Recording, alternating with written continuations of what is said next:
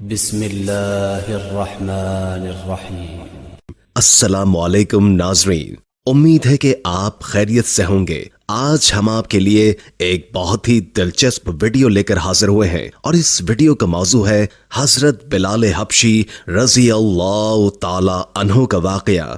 اعلان نبوت کے چند روز کے بعد نبی کریم صلی اللہ علیہ وآلہ وسلم ایک رات مکے کی ایک گلی سے گزر رہے تھے کہ انہیں گھر میں سے کسی کے رونے کی آواز آئی۔ آواز میں اتنا درد تھا کہ آپ صلی اللہ علیہ وآلہ وسلم بے اختیار اس گھر میں داخل ہو گئے۔ دیکھا کہ ایک نوجوان جو کہ حبشی معلوم ہوتا ہے چکی پیس رہا ہے اور زارو قطار رو رہا ہے۔ آپ صلی اللہ علیہ وآلہ وسلم نے اس سے رونے کی وجہ پوچھی تو اس نے بتایا کہ میں ایک غلام ہوں، سارا دن اپنے مالک کی بکریاں چراتا ہوں، شام کو تھک کر جب گھر آتا ہوں تو میرا مالک مجھے گندم کی ایک بوری پیسنے کے لیے دے دیتا ہے، جس کو پیسنے میں ساری رات لگ جاتی ہے۔ میں اپنی قسمت پہ رو رہا ہوں کہ میری بھی کیا قسمت ہے، میں تو ایک گوشت پوست کا انسان ہوں، میرا جسم بھی آرام مانگتا ہے، مجھے بھی نیند ستاتی ہے، لیکن میرے مالک کو مجھ پر ذرا بھی ترس نہیں آتا۔ کیا میرے مقدر میں ساری عمر اس طرح رو رو کے زندگی گزارنا لکھا ہے؟ نبی کریم صلی اللہ علیہ وآلہ وسلم نے فرمایا کہ میں تمہارے مالک سے کہہ کر تمہاری مشقت تو کم نہیں کروا سکتا، کیونکہ وہ میری بات نہیں مانے گا۔ ہاں، میں تمہاری تھوڑی مدد کر سکتا ہوں کہ تم سو جاؤ اور میں تمہاری جگہ چکی پیستا ہوں۔ وہ غلام خوش ہوا اور شکریہ ادا کر کے سو گیا۔ آپ صلی اللہ علیہ وآلہ وسلم اس کی جگہ چکی پیستے رہے۔ جب گندم ختم ہو گئی تو آپ صلی اللہ علیہ وآلہ وسلم اسے جگائے بغیر واپس تشریف لے آئے۔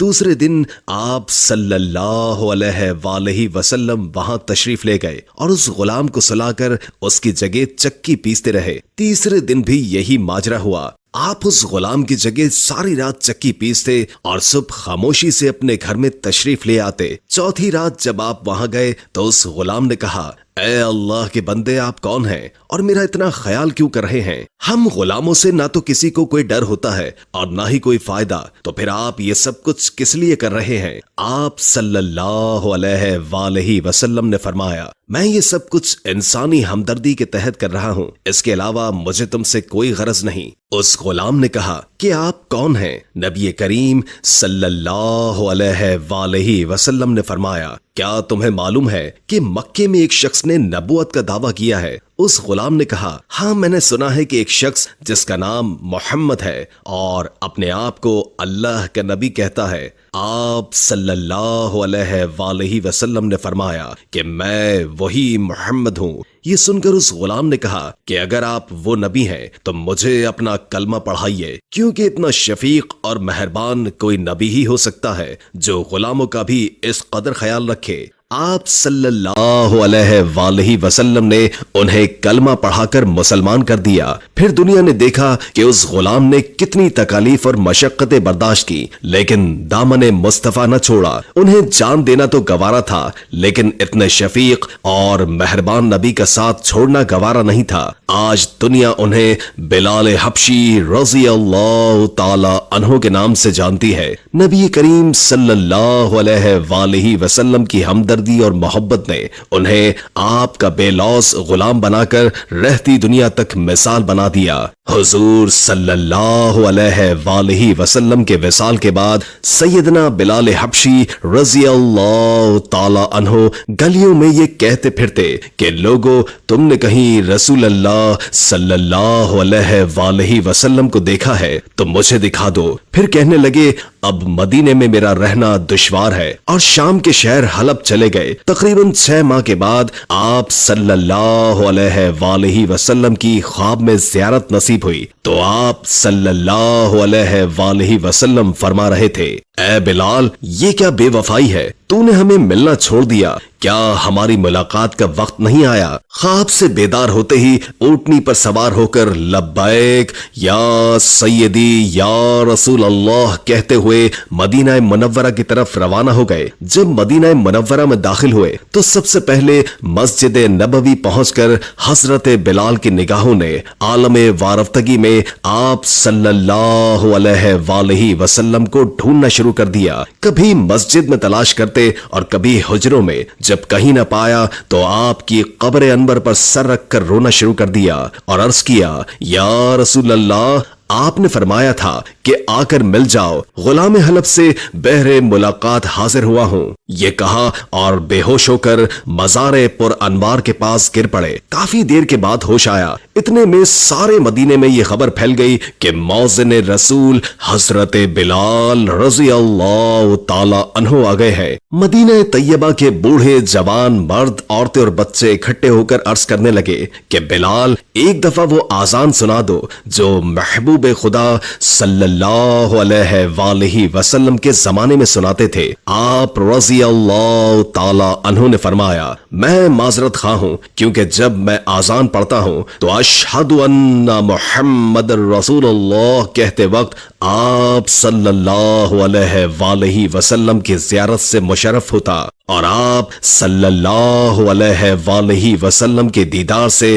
اپنی آنکھوں کو ٹھنڈک پہنچاتا۔ اب یہ الفاظ ادا کرتے ہوئے کسے دیکھوں گا؟ بعض صحابہ کرام نے مشورہ دیا کہ حسنین کریمین سے سفارش کروائی جائے، جب وہ حضرت بلال کو آذان کے لیے کہیں گے تو وہ انکار نہیں کر سکیں گے۔ چنانچہ امام حسین رضی اللہ تعالی عنہ نے حضرت بلال کا ہاتھ پکڑ کر فرمایا، اے بلال، ہم آج آپ سے وہی آذان سننا چاہتے ہیں جو آپ ہمارے نانا جان اللہ کے رسول صلی اللہ علیہ وآلہ وسلم کو اس مسجد میں سناتے تھے۔ اب حضرت بلال رضی اللہ تعالی عنہ کو انکار کا یارہ نہ تھا، لہٰذا اسی مقام پر کھڑے ہو کر آذان دے جہاں حضور پرنور صلی اللہ علیہ وآلہ وسلم کی ظاہری حیات میں دیا کرتے تھے۔ بات کی کیفیات کا حال کتب سیر میں یوں بیان ہوا ہے، جب آپ رضی اللہ تعالی عنہ نے با آواز بلند اللہ اکبر کہا، مدینہ منورہ گونج اٹھا۔ آپ جیسے جیسے آگے بڑھتے گئے جذبات میں اضافہ ہوتا گیا۔ جب اشہد ان لا الہ الا اللہ کے کلمات ادا کیے، گونج میں مزید اضافہ ہو گیا۔ جب اشہد ان محمد رسول اللہ کے کلمات پڑھے تو تمام لوگ حتیٰ کہ پردہ نشین خواتین بھی گھروں سے باہر نکل آئی۔ رقت و گریہ زاری کا عجیب عالم تھا۔ لوگوں نے کہا، رسول خدا صلی اللہ علیہ وآلہ وسلم تشریف لے آئے ہیں۔ آپ صلی اللہ علیہ وآلہ وسلم کے وصال کے بعد مدینہ منورہ میں اس دن سے زیادہ رونے والے مرد و زن نہیں دیکھے گئے۔ علامہ اقبال رحمت اللہ تعالی علیہ آذان بلال رضی اللہ تعالی عنہ کو ترانہ عشق قرار دیتے ہوئے فرماتے ہیں، آذان ازل سے تیرے عشق کا ترانہ بنی، نماز اسی کے نظارے کا ایک بہانہ بنی۔ عاشق زلف رسول صلی اللہ علیہ وآلہ وسلم سیدنا حضرت بلال حبشی کائنات کی وہ پہلی عظیم و مقدس ہستی ہیں جن کو دنیا کے پہلے مؤذن ہونے کا اعلیٰ شرف حاصل ہوا۔ اللہ کے رسول نے خود ارشاد فرمایا کہ بلال کس قدر اچھا آدمی ہے، وہ تمام مؤذنوں کا سردار ہے۔ آپ کے والد رباح اور والدہ حمامہ عرب کے ایک قبیلے کے غلام تھے۔ یہ سرزمین عرب کا وہ تاریک دور تھا جب انسان اخلاقی پستیوں کی گہرائیوں میں گرا ہوا تھا اور اس پر گمراہی مسلط تھی، اور اس دور جہالت میں سب سے مظلوم طبقہ غلاموں کا تھا، جسے بنیادی انسانی حقوق تو ملنا بہت دور کی بات، سکون سے اپنی زندگی گزارنے کا بھی حق نہیں تھا۔ سیدنا حضرت بلال امیہ بن خلف کے غلام تھے۔ وہ اپنے آقا کی بکریاں چرانے پہاڑوں پر جایا کرتے تھے، اور ایک دن آپ کا گزر غار حرا کی طرف سے ہوا جہاں رسول کریم صلی اللہ علیہ وآلہ وسلم اپنے یار غار سیدنا حضرت ابو بکر صدیق کے ساتھ تشریف فرما تھے۔ اللہ کے رسول غیب دان نے اس حبشی نوجوان کو دیکھا تو اپنے پاس بلا کر فرمایا، میں اللہ کے رسول ہوں، تمہاری اسلام کے متعلق کیا رائے ہے؟ सैयदना हजरत बिलाल हबशी तो रसूल करीम की जात से पहले ही मुतासिर हो चुके थे। फिर आकाए कौनैन का दिलकश अंदाज़े गुफ्तगू तो हजरत बिलाल के मुंह से निकला, मैं आपके दीन को अच्छा पाता हूँ। ये कहकर हजरत बिलाल वापस लौट गए, मगर उनका दिल वहीं हुजूर की तरफ रह गया। दूसरे दिन फिर बकरियों को वहीं लेकर पहुंचे। नबी करीम सल्लल्लाहु अलैहि वसल्लम की और सादा बातें सुनी तो दिल और भी बेकरार हो गया। जो सच्चाई आपके कल्ब पर इस्लाम की सूरत में पहले ही वदियत कर दी थी, वो दीन इस्लाम की सूरत में सामने आ गई और आपने इस्लाम की पुकार पर लब्बैक कहते हुए कलमा शहादत पढ़ा, हुजूर की गुलामी की सनद हासिल फरमाई, आपके मुरीद होकर इस्लाम की दौलत से माला माल हो गए। उस वक्त सैयदना हजरत बिलाल की उम्र मुबारक 28 बरस थी। आप उन पहले 7 खुश नसीबों में से हैं जिनके लिए इस्लाम ने अपने दरवाजे खोल दिए। ये इस्लाम का अव्वलीन दौर था। हुजूर पाक अल्लाह के हुक्म से फिलहाल राजदारी से इस्लाम की तबलीग फरमा रहे थे, लेकिन इस्लाम का मुनफरिद और पाकीज़ा रंग ज्यादा अरसे तक कुफ्फार मक्का से पोशीदा न रह सका। उन्होंने जल्द ही महसूस कर लिया कि उनके बाद साथियों, खास तौर पर गुलाम और खवातीन में एक तब्दीली आ गई है। उमैया बिन खल्फ को जल्द ही ये खबर मिल गई कि उसका गुलाम बिलाल नबी करीम सल्लल्लाहु अलैहि वसल्लम का गुलाम बन गया है और उसका शुमार आपके साथियों में होता है। इस जुर्म की पादाश में उमैया ने सैयदना हजरत बिलाल हबशी पर जुल्म सितम के पहाड़ गिराना शुरू कर दिए। हरा की ये जमीन अपनी गर्मी की वजह से बहुत मशहूर थी, जो धूप में तांबे की तरह गर्म हो जाती थी। उमैया हजरत बिलाल को तांबे की जमीन पर लिटाता और आपके सीने पर भारी पत्थर रखता, आपको दहकते हुए अंगारों पर लिटा देता। आपके बदन की चर्बी पिघल पिघल कर अंगारे बुझा दिया करती थी, मगर आपकी जुबान मुबारक से आहत आहत के सिवा कुछ न निकलता था। उमैया आपको कहता, अब भी तू मोहम्मद के खुदा से बाज आ जा, लेकिन इस्लाम और सरकार की मोहब्बत उनके सीने से दुनिया की कोई भी सख्त से सख्त सजा खत्म नहीं कर सकती थी। आपके सीने में इश्क़ रसूल की हकीकी शम्मे रोशन थी। आप आशिक़ हबीब खुदा थे, दुनिया की उन मारों से कहां दयार को छोड़ते।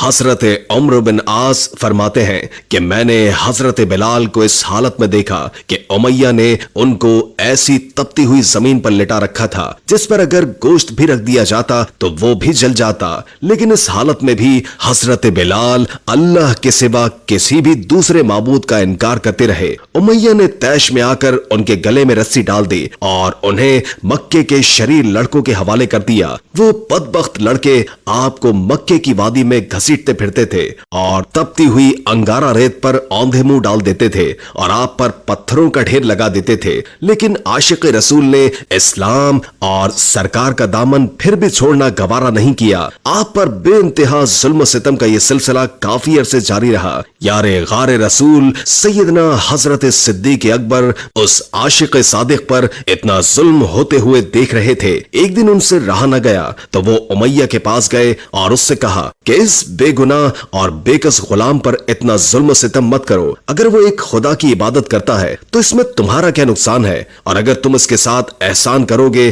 तो वो एहसान आखिरत में तुम्हारे काम आएगा। उमैया ने हकारत से कहा, मैं तुम्हारे ख्याली यौम आखिरत का कायल ही नहीं, जो मेरे जी में आएगा मैं वही करूंगा। सैयदना सिद्दीक अकबर ने उसको फिर तहम्मुल से समझाया कि तुम ताकतवर हो, उस मजबूर गुलाम पर जुल्म करना तुम्हारे शायान शान नहीं, तुम अरबों की कौमी रिवायत को धब्बा मत लगाओ। उमैया ने कहा, तुम इस काले गुलाम के अगर इतने ही हमदर्द हो तो उसको खरीद क्यों नहीं लेते। सैयदना सिद्दीक अकबर राजी हो गए और आपको आजाद करा दिया। सरकार दो आलम सल्लल्लाहु अलैहि वसल्लम को सैयदना हजरत बिलाल के आजाद होने की जब खबर मिली तो आप बेहद खुश हुए और हजरत अबू बकर से फरमाया कि मुझे भी इसमें शरीक कर लो। तो यार गार ने अर्ज किया, या रसूल अल्लाह, मैं तो बिलाल को आजाद कर चुका हूँ। सैयदना हजरत बिलाल हबशी अब आजाद थे और अपना ज्यादा वक्त अपने करीम आका की बारगाह अक़दस में गुजारते थे। उनसे कुरान मजीद की तालीम हासिल करते,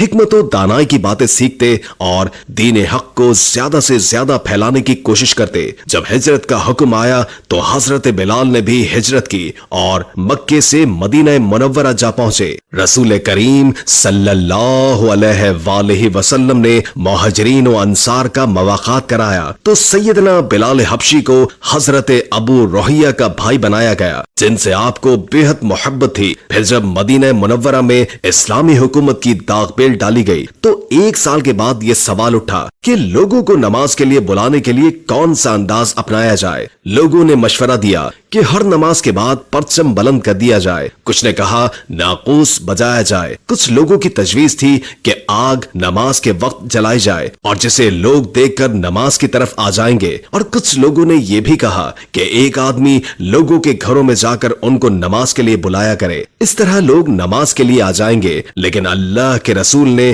سب طریقوں کو ناپسند فرمایا۔ ابھی یہ بحث جاری تھی کہ حضرت عبداللہ بن زید رضی اللہ تعالی عنہ حضور پاک کی خدمت اقدس میں حاضر ہوئے اور عرض کیا کہ مجھے خواب میں ایک شخص نے آذان کے الفاظ سکھائے ہیں۔ یہ کہہ کر انہوں نے وہ کلمات دہرائے۔ حضور پاک نے وحی الہی کے ذریعے ان کلمات کو پسند فرمایا۔ سیدنا فاروق اعظم نے بھی اسی قسم کا خواب دیکھا تھا، انہوں نے بھی خواب بیان کر دیا۔ سرکار کونین نے سیدنا حضرت بلال کو حکم فرمایا کہ آذان دو، پھر آپ نے ان کو آذان کے کلمات سکھائے اور ان کو ہدایت فرمائی کہ دونوں کانوں میں انگلی دے کر آذان دو تاکہ تمہاری آواز بلند ہو اور دور تک پہنچے۔ چنانچہ مدینے کی فضاؤں میں نغمہ توحید بلند ہوا اور سیدنا حضرت بلال حبشی کو دنیا اسلام کے پہلے مؤذن رسول ہونے کا عظیم اعزاز ملا۔ جب مسجد نبوی کی تعمیر ہوئی تو ایک سرے پر ایک چبوترا بنا کر اس پر چھت ڈال دی گئی۔